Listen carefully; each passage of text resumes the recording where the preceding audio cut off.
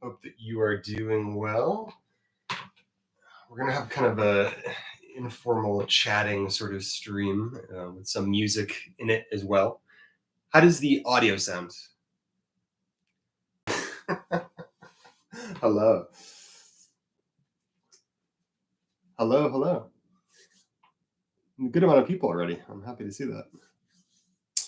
So I think I'm going to play for... Good. All right. Excellent. I think I'm going to play for like a minute or 2 minutes just to let people trail in, and then I'll have kind of a series of different questions that I want to go through and talk to you guys about, and you can ask me some questions as well. So let me play something for you.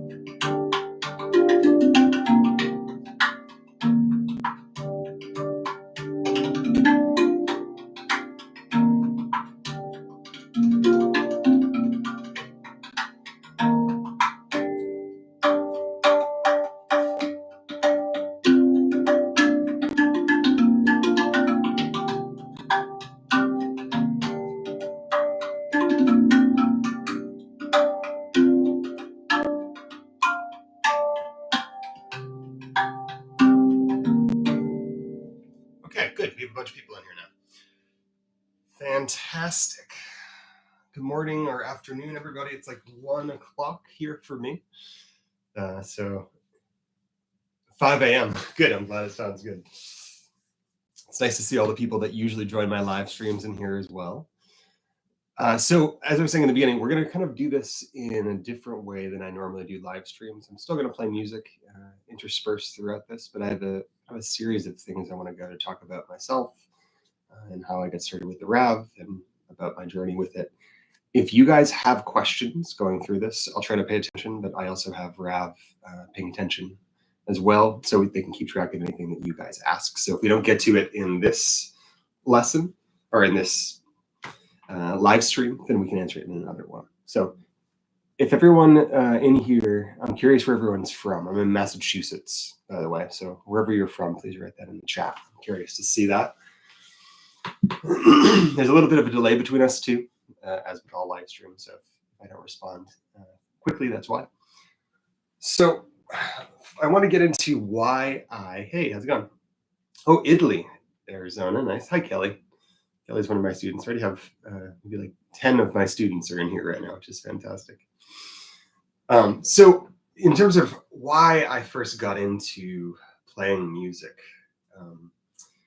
I grew up in New Hampshire, and then I moved to Antigua in the West Indies. And I didn't make this connection when I was younger, but I heard a lot of steel drum music back then because Antigua had a lot of the Trinidadian steel drum music present there. So I grew up hearing that and loved it, but I kind of filed it away in my memory. And I never made the connection until I started to play the handpan many years later. And I think that kind of set my brain up to enjoy the handpan Rav-like sounds. And as I was younger, I didn't really listen to music at all growing up. And I had a friend that played the bass guitar and also electric guitar. And I immediately wanted to learn. However, I didn't grow up listening to music, like I said. So my whole early experience with guitar and bass, acoustic and electric guitar, was me just creating music. And eventually I fell in love with people like Ye Sayer, Bob Dylan, sort of classic rock or metal. I have very varied taste. World music, I played the saz and the oud and the keen. So I kind of went on this weird arc of loving different instruments, becoming really obsessed with them and learning as much as I could about them, learning to play, listening to the music associated with them. And eventually I stumbled across the handpan, and this was around 2010. And I was following the handpan forum, which is now defunct, doesn't exist anymore, but it was a great source of information. And the handpan forum was where Andre got his start, presenting his early model, which is behind me right here, which I'll take down a little bit. But he posted his early production pieces there, and they were smaller.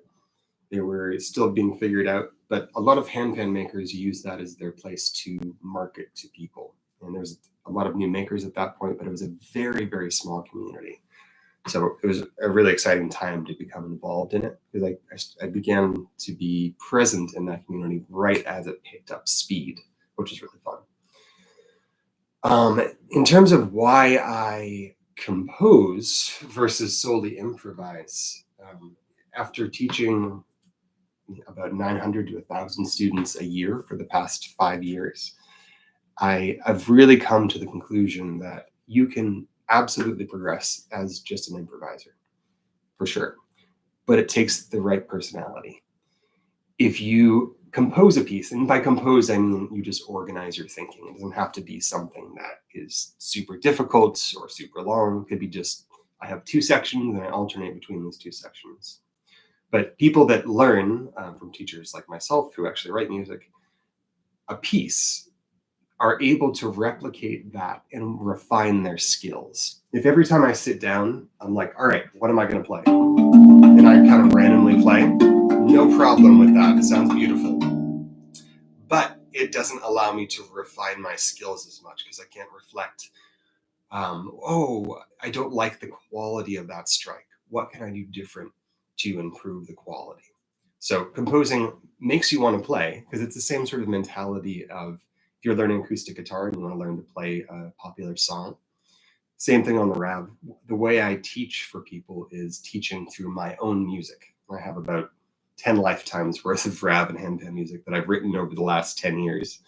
So I'm able to pull from a big allotment of music that I haven't released on albums yet.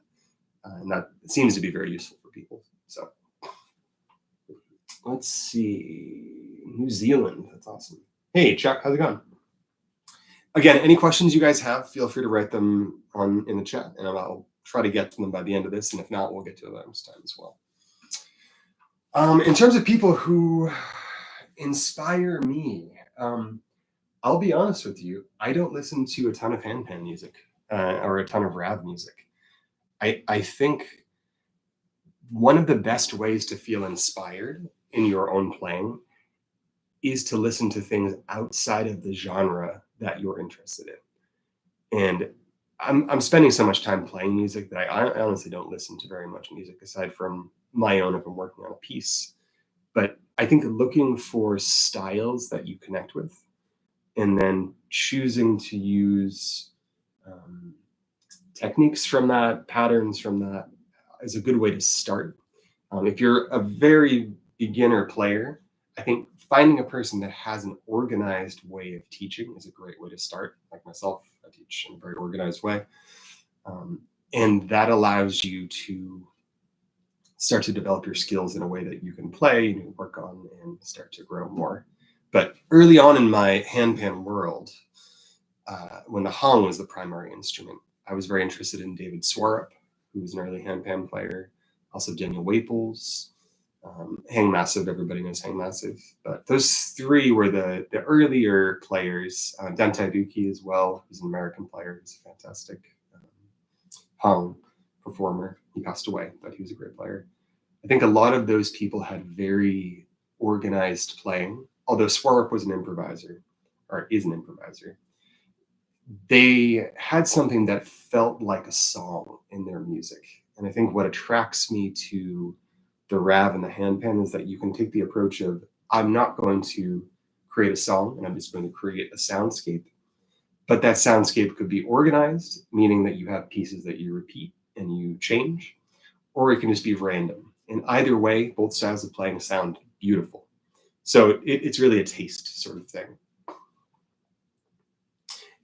So online courses. I am in the process of finishing up a series of courses for each scale, but I currently offer one-on-one Zoom lessons for people all over the world. I have people in Bosnia, people in Australia, I have multiple students in the UK. And one-on-one lessons are great because I can tailor the needs that you have to the instrument that you have and teach you material from my own repertoire that works on skills that you need. So, and you can, of course, email me, rewildyoursoulmusic@gmail.com, and I can provide you any info for that as well. And my music is rewildyoursoulmusic.com. Hey, guys. Let's see. It's a hard piece of... It's a hard piece of Fair. Well, I think if you connect with the playing style, it's worth listening to that player. But for me personally, coming from a world before you really had anybody to listen to, I never developed the habit of listening to other players because there was really only a handful of players early on that I would have listened to. So I'm very much interested in the creative process. So I just constantly want to be writing, or I constantly want to be teaching my material because it's kind of its own form of writing, adapting it to a new person. So absolutely. Email rewildyoursoulmusic@gmail.com, or you can message me on Instagram. It's rewildyoursoul as well there. In terms of theoretical framework, I am someone who believes that there are two paths that are equal to each other in learning to play. When I first got started with guitar, I was convinced I only wanted to play by ear. So I am thankfully very gifted with very good relative pitch, maybe not quite perfect pitch, but close to it. Because of that, I was able to hear things and repeat them, and I didn't need to know what notes I had. And that allowed me to pick up any scale and be able to replicate something. The beauty of the Rav is that this is not a good example for that, but if I were to take the G Pygmy, this is a very old G Pygmy, I can take a song that I wrote on this, and if I know it by the numbers, and I use a tab system very similar to what you would use on guitar on here, I could take the tab that I have here, and I could transfer that to another scale, and I could almost play the same exact song in a different key with different intervals between the notes. So a song I have on the G Pygmy, I could transfer it to the B Celtic and play something that felt the same movement-wise, but didn't have the same notes. So for the beginner player, I really recommend the tab system that I use because it allows you to remove one layer of having to pay attention and allows you to have physical memory. A lot of the work that I do with people is on creating physical memory of where their body is, not thinking like, I am hitting an A, I am hitting a 3, I am hitting, but thinking, where is my body in space? Because a lot of times when people get stuck with guitar, which I also teach guitar as well, people associate only the action that they're supposed to do, but not the physical movement of doing it. And I find for a lot of players, removing that layer of here I am hitting a 7 is really useful because then they think when my body's in this position, I'm hitting the 7. And that really helps a lot of newer players. For more advanced players and people that understand music theory and want to have that, having the tab system and the notes is a great way of approaching it. But for new players, again, don't get stuck on knowing all the notes. That can be layered on later in life. And I was somebody that got interested in music theory way after I began writing and learning all of these instruments. So you can become an extremely proficient player without needing to understand music theory, for the Rav in particular, because it's designed for anybody to be able to pick it up and create something out of it. So in terms of relevance for lessons, when it's great, honestly, it's great to get to people when they're early in their journey. So I have students that are just starting and want to develop really good playing habits and not put themselves on a track of having to undo anything further down the line. And I can usually catch that before it gets too far. And also if people are on sort of the middle of their journey and they've learned technique, but they haven't been able to apply it in a way that made them feel like they had a new skill. And for me, I get a lot of people that come from other courses because they've learned to do rolls, right? I can do this all day. It sounds like a train crossing. But until you put that in context, it's just beautiful noise. And I think a lot of people get stuck in the beautiful noise style of playing, where they can do the nail rolls and all these things, but until they tie it together, it doesn't feel like it belongs somewhere. They're almost isolated skills. So lessons are great for new players. Lessons are great for people that have some skills and want to put them into structure. And I also work with people on helping to develop their own songs. So I've worked with a ton of different musicians who have really high levels of skill, but need help with the organization, because my real specialty is songwriting and teaching as well.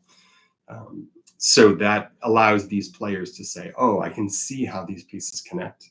Because the way that you fit together a song on the Rav is different than how you'd fit it together on the piano if I was playing, or if I was playing guitar, or the saz as well. So it's good to have somebody to help you to organize your thinking. So I guess listen for people that you connect with, whether that's Rav or it's outside of the Rav and handpan world. And then try to organize your thinking. And of course, you can reach out to me if you're interested in lessons to help you move down that journey. So, yes, playing blindfolded is a fantastic way of understanding your physicality. That is a great way of kind of feeling where you are in space. And I 100% recommend that to people as well. Yes, Chuck is a student I've had for a long time, and he started from no music experience at all, and now he's a fantastic player. So it is very possible to become advanced and proficient from zero in a very short period of time. And some people pick things up right away, other people take a little bit longer, but there's no shame in that. I play probably 38 to 40 instruments. I can turn the camera around actually and show you, but this is there's a sitar over there and different pan flutes. I also have these guys here. A whole bunch of instruments in my bedroom is filled with a bunch of other types of instruments, but I can give you an example of the sound of some of them if you'd like as well.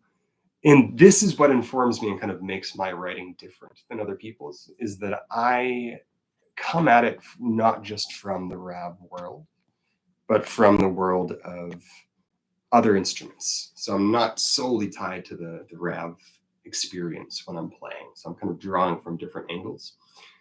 And I think for why moves, how many? So most intuitive players are able to pick up other instruments because they've developed the skill to be able to listen and repeat. So when I hear something, maybe I hear it on the saz, right?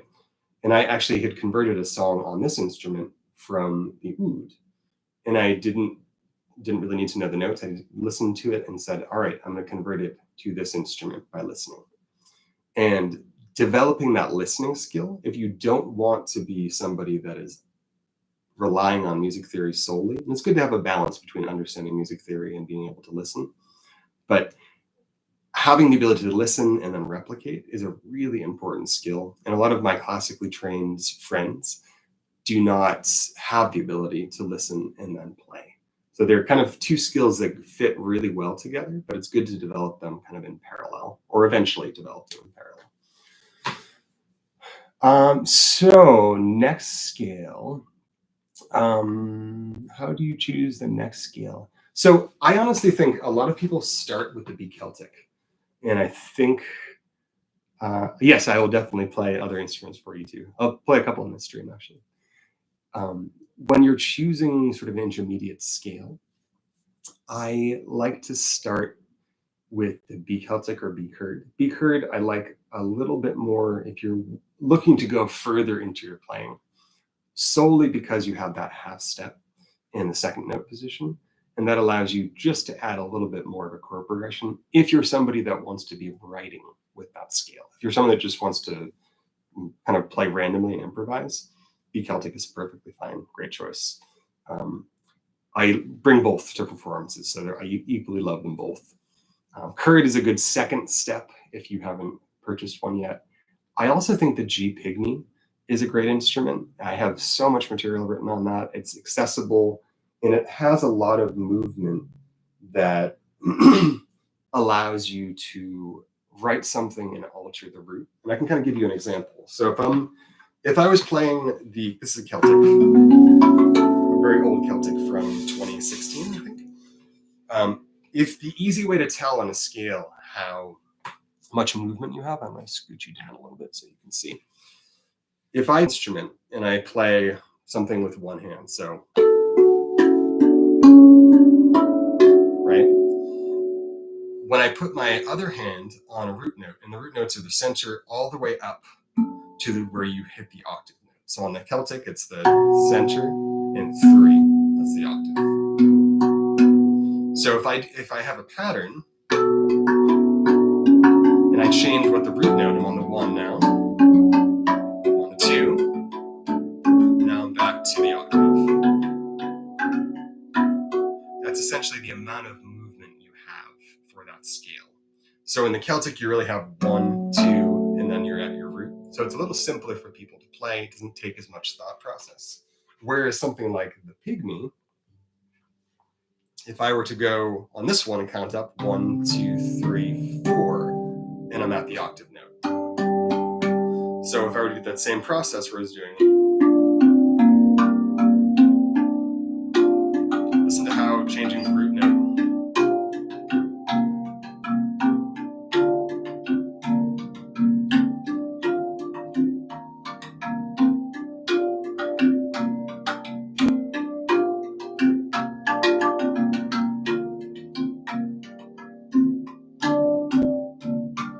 So I think if you go on the virtual player and you pick a scale and you kind of follow that process of hitting the center note and then finding the octave note, or you can just look at what notes are the same from the center and the sides, that will kind of help you choose whether you want a more scale with more movement or a scale that has less movement and takes a little less thought to play. So same thing. I love minor scales as well. I do love major scales as well, but oh, of course not.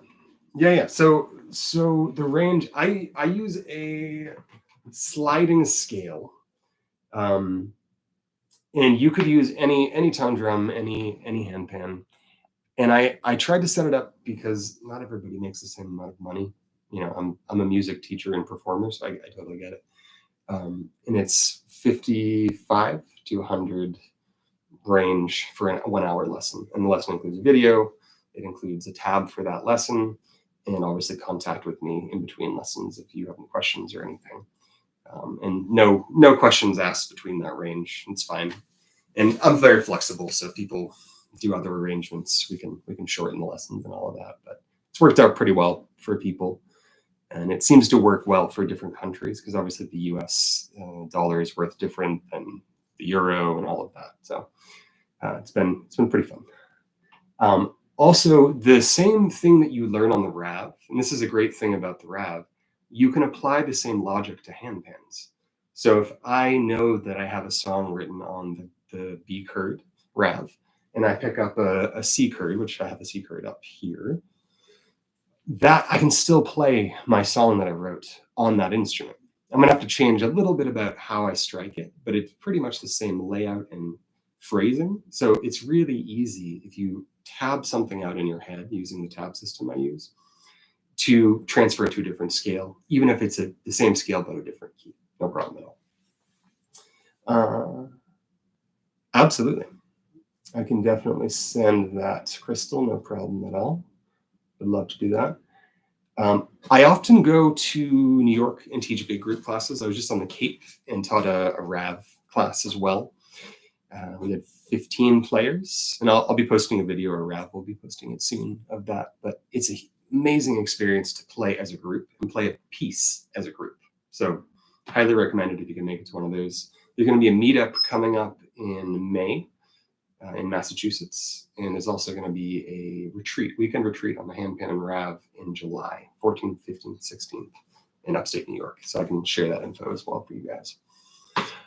Let me look at some of the other questions I have here. So how do I find new material? Actually, I'll answer this one first. Who are my teachers?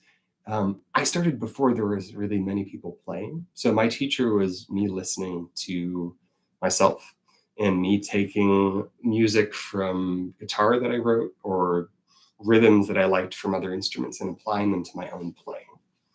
Again, for someone looking for inspiration, I think there's a lot of players now. So pick a player that you connect with and then listen to them sort of on a broader sense, and then try to narrow your focus in on what they're doing.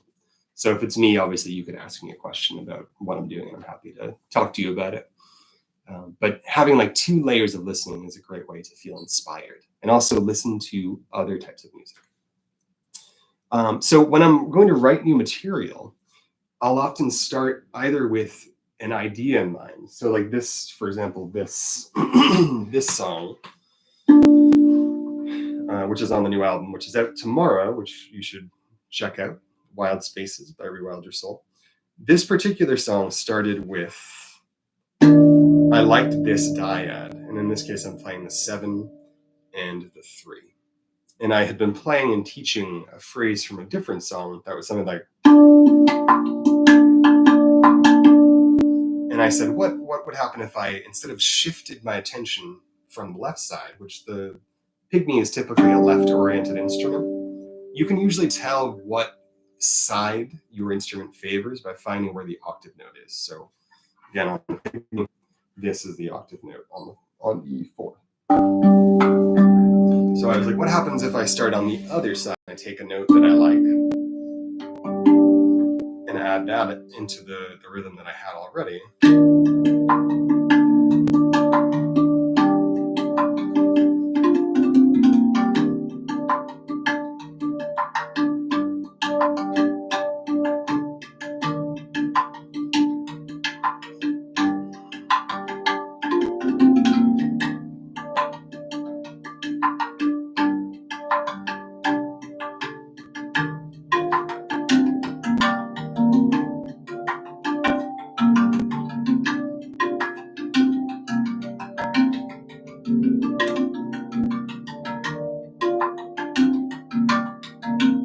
And if you've developed a listening ability from lessons with me or just by working on it yourself, you can kind of predict the sound on your instrument. So when I'm hitting, I know that note without having to hit it.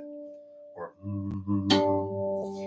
that's the sort of listening skill that you want to be able to develop. And it's actually similar to how instruments in oral tradition musical communities work. Like in Indian classical music, there's a notational system. However, it's also very much learned by ear. Even the percussion players, that people are learning talas on the tabla. Konakal is the sort of the verbal way of saying the sounds that a percussion instrument's going to make. So it's a great way of remembering where you are in your playing. So I'm often finding new material by saying, what could go with this starting point? So you pick something that you know or you like, and you say, how do I make changes on the root notes to make it into a song? And that's exactly how I teach lessons. We start with one piece and make little changes to one portion of it in order to create a song out of it. And it works really well for a lot of people. So, good, I'm glad. Let's see. Solo improvisation. So when you were playing solo or playing with other people, I think this is something people don't understand too about improvisation. If you're playing at a high skill level and you're improvising by yourself, you are not just randomly hitting notes. And I know that maybe this is even something that I believed when I first started to play guitar a long time ago. You're still starting with something. You're not starting from zero. So I think jumping into improvisation without some ability pretty much just leads to beautiful noise, which is fine. But when you're playing with somebody else, if I'm playing by myself, I have a structure. And then if I'm improvising within that structure, I still have a song. I'm thinking about, how do I make this into something that feels song-like? So I'll give you a really succinct example. If I was playing solo and I was playing this song,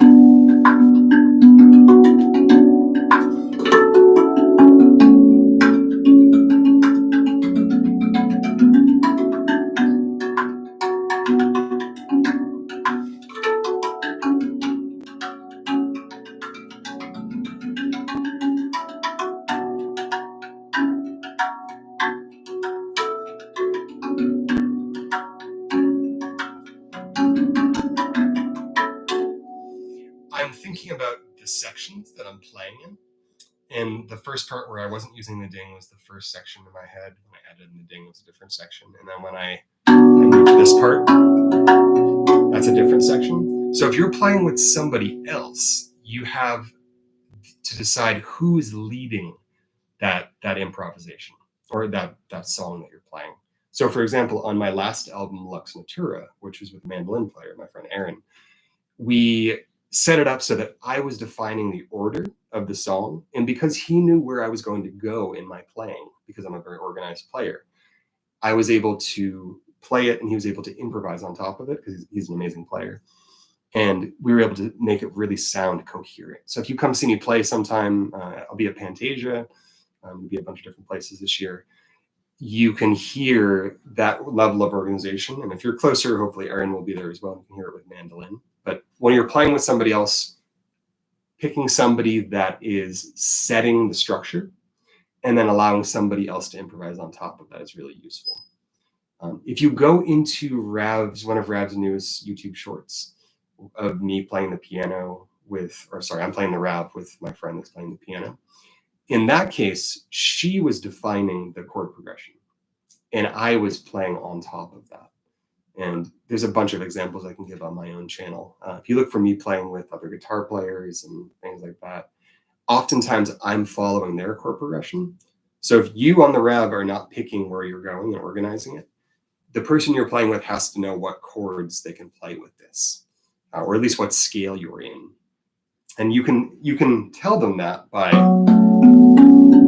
walking up the scale. And if there is somebody that can listen, they'll be able to tell what scale you're in. This is an F sharp minor or E minor, depending on how you want to organize it. So in that case, you're able to play wherever. So you have to listen for the changes they're going to make and then respond and move based on that. So Ravs are good for both. Handpans are good for both. But I think in order to hold it down well, you have to think about how do I hold the attention as if there's more than one part happening. So if you were just playing like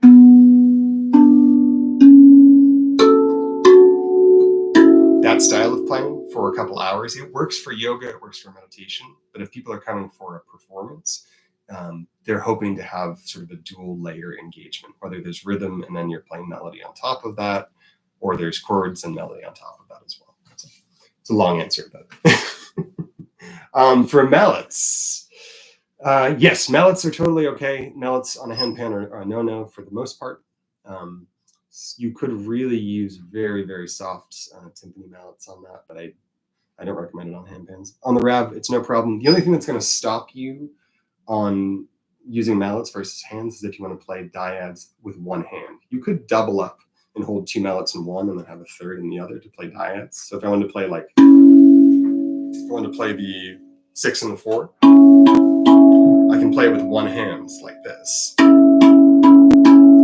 But if I'm using mallets, I have to take two hands, so it stops me from doing other movements with that free hand. There's no shame in it, though. Sounds fine. A lot of my older students or people that have sort of injuries to their hand use mallets, and it's great. Sounds beautiful. And we just modify it in our lessons. My music is really easily adaptable to other things. The other thing with that as well is if you want to do more advanced techniques, like if I want to do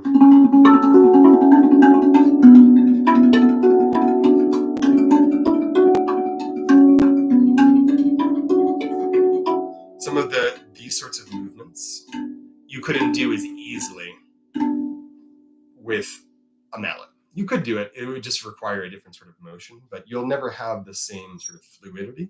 But it just means that you learn to play in a different style, and that's totally okay. There's no shame in that, whatever. How do you get strength and mobility on one finger? Yeah. So in lessons, I always make sure that we develop left and right simultaneously. You can still be right oriented or left oriented in your head and your playing. But I think the main thing people have to do is get a good flick to start with on one hand and not fall into this trap. I know there are some handpan rap teachers that teach this poke method. This poke method is an accent. This is an accent strike. This puts a ton of stress on this joint, and for a lot of new players, this can cause issues down the line. Again, nothing wrong with using it. If you want to use it, no problem at all. But this straight finger with this sort of a strike, and imagine you're putting your hand this high up off the instrument, you're taking the other hand away, and I'm flicking down. That sort of a strike is the strike we're looking for with our right hand. And once you get a good enough strike with one hand, you can start mirroring that same process with the left. So it's okay if you're right-handed heavy or left-handed heavy, and you can just practice getting that very clear and clean by walking up and doing thumb, thumb, pointer, pointer, thumb, pointer. Or of course playing a song if you are taking lessons or you've written one.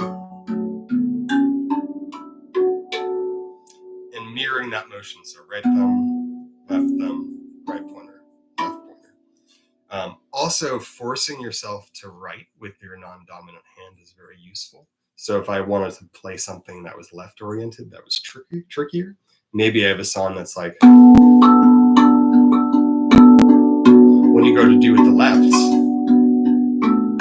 it becomes suddenly harder. So you have to remember, what am I doing with the other hand? And emulate that. And maybe you start slower at first, but you can start to develop that skill by pulling that mirror image to the other side. So, hey, how's it going? Hi, Pax. Good, I'm glad. That was the hope for these streams, is sort of, hey, Katia. Yes, so the piano collab is going to be coming up very, very soon. Oh, yes, for sure. North Carolina, hello, Eddie. Tips for hitting different overtones and pitches. Yeah, for sure. So in lessons, I do this a lot in songs. The easiest way, and I've done many videos like this, is just the wing here. The wing is going to give you the easiest harmonic. And the little bit you put over the edge, the better. And mutes, there's a lot of different types of mutes, like a slide mute. And harmonics are good accents, and I don't use them all the time, but if you wanted to make them into something, it's pretty easy to organize your thinking. The best way to use them is in the course of a movie. I could replace the normal strikes with. That's a good way to start with them, just hitting the wing. And for more advanced stuff, you guys can feel free to reach out for lessons as well too. Wrists and stretching. I'm not a big stretcher. I probably should be. If your hands are hurting you, you're playing incorrectly. And I know that, and I'm saying this as someone that played incorrectly for a very long time. You're going to be a little bit sore when you first start to play, potentially. But oftentimes when people do, I always jokingly call it to my students, raptoring, where people are doing this sort of emotion when they play. This motion is going to make your hands sore and hurt. The further up your hands go, the more your hands are going to hurt. So if you bring your hands low to the instrument, keep them about an inch above it, and do a flicking motion with more of this motion and less of this motion, you're going to be able to not injure your hands, or at least not make them sore. You're not really going to injure them, but you could stretch. I think the best thing for playing for people is to, rather than tensing themselves up, which is the tendency when you're being watched by people, if you relax your hands, it allows you to get a cleaner strike. Because I want a straight but relaxed finger when I'm hitting a note. I don't want to be like this, because I'm not going to be able to get a nice clear sound. I want to be straight but bend at this joint here, so that I'm getting a nice clear tone when I hit.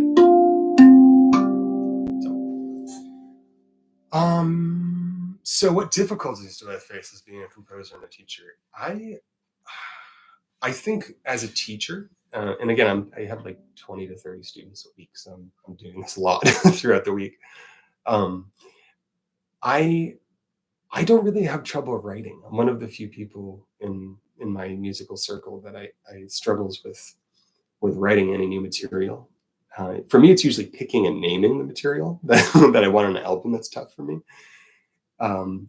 I think what's harder is if you are leading in improvisation or performance with somebody else, if you're new to doing that, that's a tricky thing to figure out how you balance. Like, okay, I'm moving now. I'm moving to a different part of the song. Kind of give audio cues to somebody in playing. In terms of teaching, I find that when I first started to teach 5 years ago, I had to change my expectations for how much was going to get done in a lesson. So every person, I'm able to judge really easily now where we're going to be at by the end of the lesson, but not having the same desire to get through this amount of material for every person is a good skill to have now, because I wanted everybody to feel like they got enough worth from the lesson they were purchasing for me. And oftentimes was giving too much in one spot. And it's better to have less and have people master it than overwhelm someone, because it becomes the same issue as if you're only learning to do this sort of thing, you're not learning how to make it into a song, then you kind of get bored, you get frustrated. So there's a difference between scale. Yeah, for sure. So the main difference between them, and actually I have 3 different generations. I'll show you all 3. Let's see. B Celtic, Pax, B Celtic, B Kurd, G Pygmy would be my 3 starting scales for people. So this is the first generation of Rav. It's an old little friend. And when I got this, my friend had gotten it, and it was in sorry shape because someone didn't take very good care of it. And this one is actually a C Golden Gates.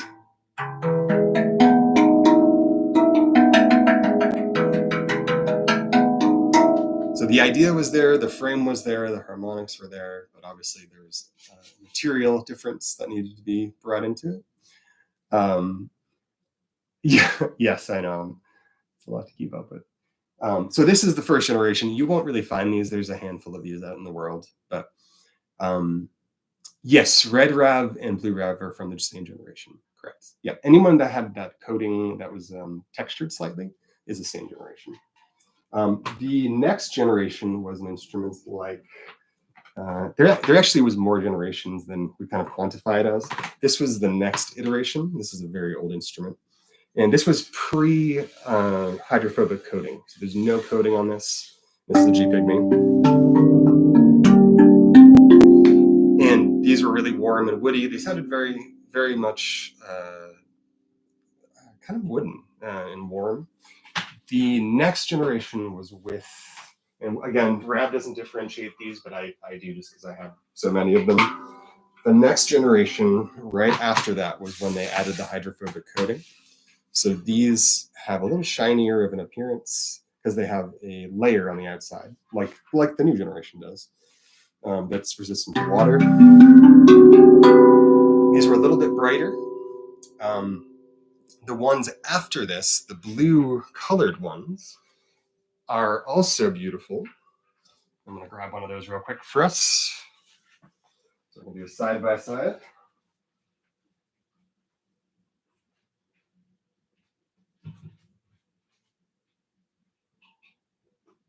So this one is an Elo Pygmy. Also, if anybody has any questions about scales or anything, feel free to reach out on Instagram or my email, rewildyoursoulmusic.com, or rewildyoursoulmusic@gmail.com. So this is the F or Elo Pygmy. The golden rim was the beginning of the newer generation, before the current one. And these were brighter, they were louder, and the sound changed slightly, in a neither positive nor negative way, because the rim was different. And you can see on the oldest ones, they had this rubber rim, so they had a particular sound. These had the brass rim, and they have a particular sound. In the current generation is like an amalgamation of all of the earlier ones, in that they have the rim, they have the hydrophobic coating of the later first gens, but they have a slightly different bracing structure. And it seems to be that there's some sort of a gasket underneath this rubber or this brass ring. And that allows them to sound very clean and warm. There's not a lot of finger noise at all on this generation. So I really like them. I think they'll appeal to all different types of players. Let me show you an indigo as well, which I have behind me. And neither generation is better than another one. It's all just what you want to use them for. This is an indigo generation.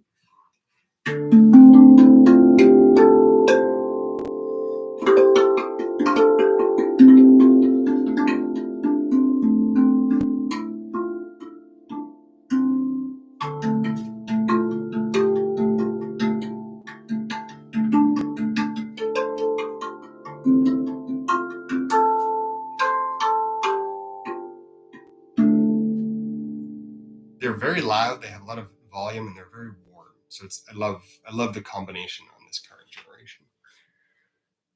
Let's see. Scale for beginners. I think I answered this, but I'll say it one more time. B Celtic, B Kurd would be, I guess, optimal, or G Pygmy would be my favorite. I have a B Celtic double ding 432. Good sound.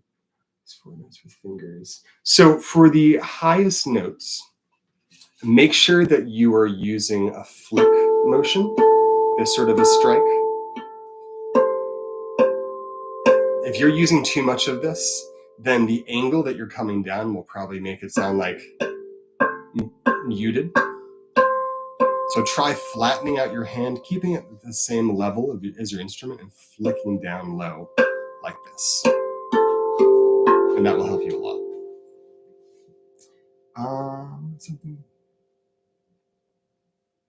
So I would not coat it with anything else. Depending on your generation, there's different care. So if you had a really old one like the one here, the ones with no coating or the hydrophobic coating, I just use a coconut oil on them. There's lots of different handpan oils you can use, but they're all just oil-based. For handpans, it matters a little bit more because nitrided pans can absorb oil. These are not nitrided, so they're not porous, so it doesn't really matter what you use. So you want a non-petroleum-based oil for them. Whether that's a handpan oil, refined coconut oil is what I personally use. Frog Lube, CLP Extreme is fine. I honestly think the cheapest option is just coconut oil, because you can get really cheap coconut oil in most grocery stores. And you just want to melt it either in a rag in your hands and then wipe it down. The only thing you want to make sure is it's not clumpy when you're wiping it down, because it'll get stuck in little tines, but you can just wipe it out with something. For the painted generation, you don't really need to do anything. You could put the oil on it, but you do not want to use isopropanol rubbing alcohol on them. So both this generation, the newest generation, just clean with oil and wipe down clear. Same thing for the painted generation, the blue with the rim. These ones without any coating can have rubbing alcohol on, the oldest generation, and then you can apply the oil. These ones have more care involved in them because they have no protection whatsoever. And again, this was like back in 2016, 2015. So newest generation, just oil, wipe it down occasionally, but they are coated. I just would store them out of their bag if you can. So I would love to play a part on one of my new songs for sure. Thank you for stopping in, Diane. So I will answer this question about the break-in period, and then I'll play a song, and then we're going to finish up for 2 o'clock, so 10 more minutes.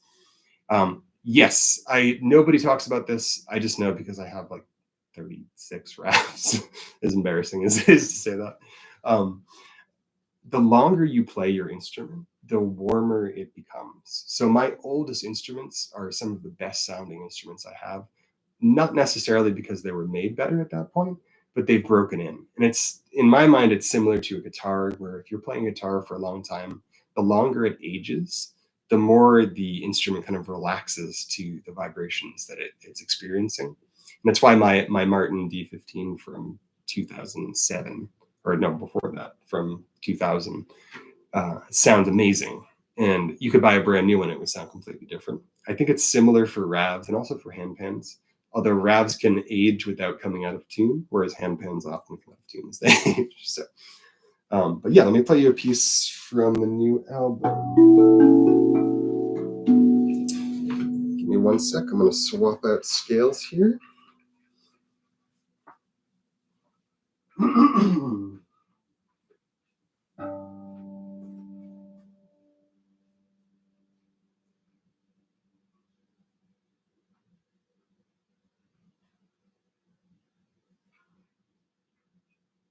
Okay.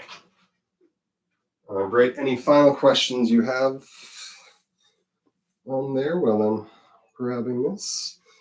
This song I wrote accidentally. I was using a portion of it for a student, and I ended up writing a piece out of it. So here it is.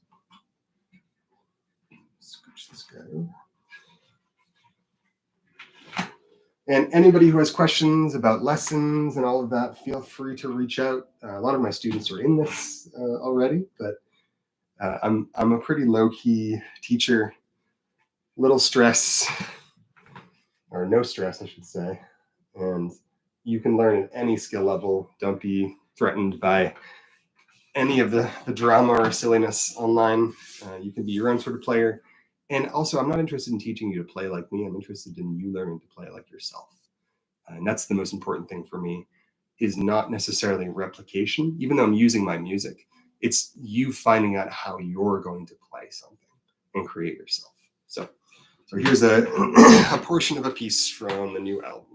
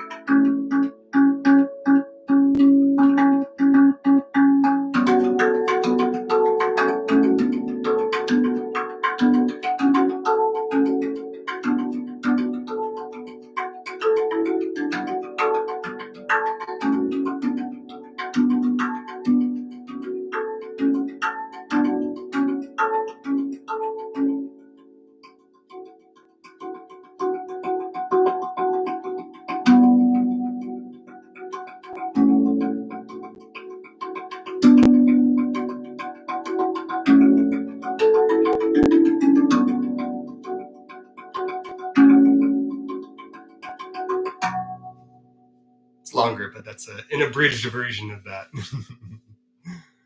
I love the fact that can be picked up and played with no experience. What would you say is there to start playing fluidly? I would say on the Rav Moon drums. Yes, I've heard that there is a new instrument from Rav coming out. Hopefully we'll have some news about that in the near future. I think people are going to be unbelievably excited about that. I'm excited that people have heard about it. I'm hoping to have them in my hands in the near future. and I'll be doing some streams and demos with them for that as well. So let's see. Yes, strike like you're touching a hot pan is a great example. You want to flick, not a slap. That's the best way to put it. G Mystic. Oh, you got a G Mystic. Fantastic. Reach out and let me hear yours. I'm curious to see what it sounds like. I'll answer the last few questions as well, but in case anybody drops out in the last couple minutes, I offer one-on-one lessons for all levels. I have tons of students all over the world, so wherever you are, I offer them via Zoom. Also in person for a lot of people too. And you can contact me at rewildyoursoulmusic.com or rewildyoursoulmusic@gmail.com, or just Instagram or Facebook, and I'm there. And also my YouTube channel as well. Let's see. I think the Rav moods are going to completely blow away the world. I'm very excited. Let's see. What would you say the average time with these students? So to start playing fluidly, I think if you start playing something and don't just spend all of your time improvising, you can build fluidity in, a couple of weeks. Say we did a first lesson together and you learn one portion of a piece, or you finish an entire piece across multiple lessons. It would take you a couple of weeks to be very fluid with that piece. If you're a typical player, sometimes it takes longer, sometimes it takes less time. But it's how familiar you are with where your hands are going that allows you to play it fluidly. If you have to think like, I'm going here next and I'm going here next, it's hard to be in the moment and make it feel very fluid. So let's see. Be Heard. Yes, Be Heard is fantastic.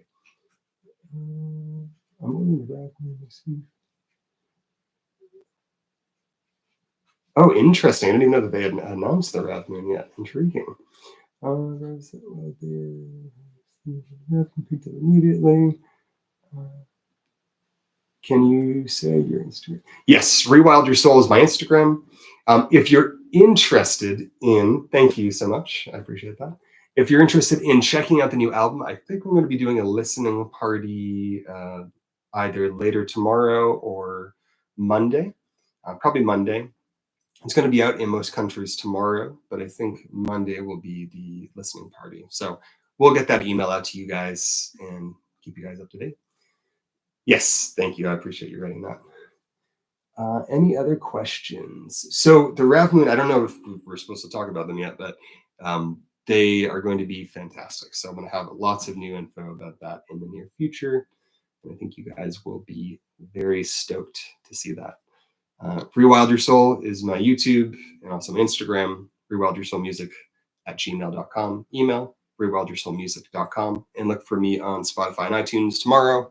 My album Wild Spaces will be there. And thank you guys so much for coming. This is a great turnout for a first stream for Rav. So this is going to be an ongoing thing that we're doing. So any questions you have that you think of during the week, you can propose either to me or to other people next time. Your students, most of them professional. I would say for students, I have about half that are performing musicians and half that are just people that want to learn. So, and it's okay. If people don't want to become performing musicians, it's a perfectly fine track. I never went into the Rav and handpan or guitar thinking that was going to be the outcome. And it kind of just happens. So, but there's just as much fun in learning for yourself as it is to perform for other people. So you guys are great. Thank you so much for coming. Any final questions before I take off? I'll wait a couple seconds for us to play. I'll play you a little bit of one more tune to play us off here. If you have any questions for me, again, feel free to reach out and ask that. I'll play us. How much time? So it took me about 4 months to finish this album, but I recorded Wild Spaces, the new Rewild Your Soul album, in nature. So I took my instruments, handpans and ravs, to beautiful spots and recorded the album and took some of the feeling of those places and put it into the album. So you're going to hear the wind, you're going to hear crickets, you're going to hear elements of the space that I was in, whether it was a cave or places like that. So absolutely. Let me play you guys out. I'll play one of the other tunes. This is called Ouroboros. This is at the second to last position on the album. Let me play that for you. Any questions you have, feel free to reach out to me and I'll answer them next time, or to Rav as well.